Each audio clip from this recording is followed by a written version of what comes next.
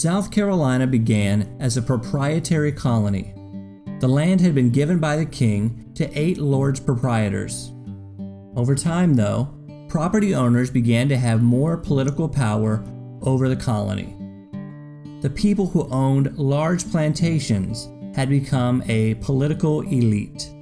They had great control over how South Carolina developed.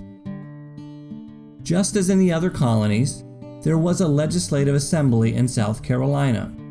This is where laws were made. This is where taxes were determined. But the representatives of the proprietors and wealthy citizens had more influence in government than the common people.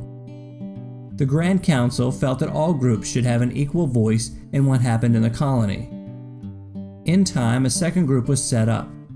It was called the Commons House of Assembly. This was made in order to give the common people more of a say in their government.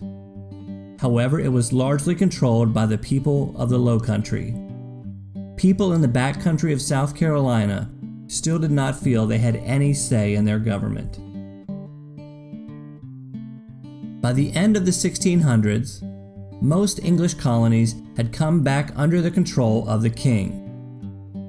This was mostly because the king wanted to make sure he had control over all the new wealth that had been created by the colonies.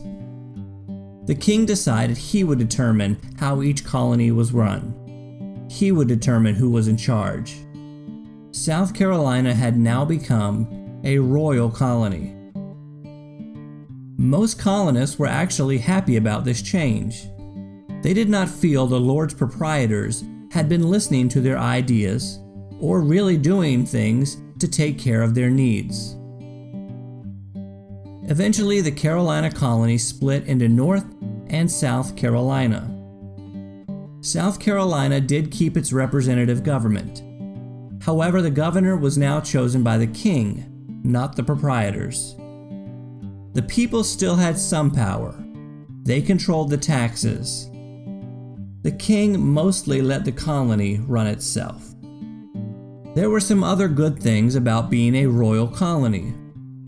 Farmers were allowed to sell their cash crops to other places and countries. The English government set up more towns in the backcountry and encouraged more settlers to live there.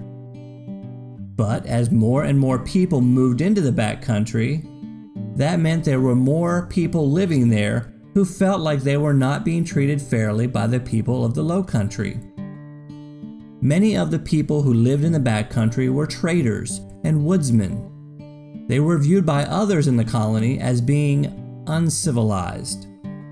They were much different than the plantation owners who lived in the Low Country. Over time, the number of people living in the backcountry grew.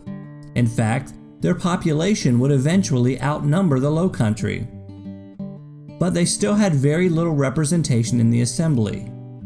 They felt that since they paid taxes too, they should have more of an influence over how the colony was run. Since there was no law enforcement or courts to regulate this, they decided to take matters into their own hands. Backcountry settlers started the Regulator Movement. They would be taken seriously, and they would be treated fairly, even if they had to use brute force. Eventually, the government realized they needed to recognize the people living in the backcountry. So a series of courts were set up to provide law and order in the area. But representation was still unbalanced. Problems between Low Country and backcountry settlers would continue.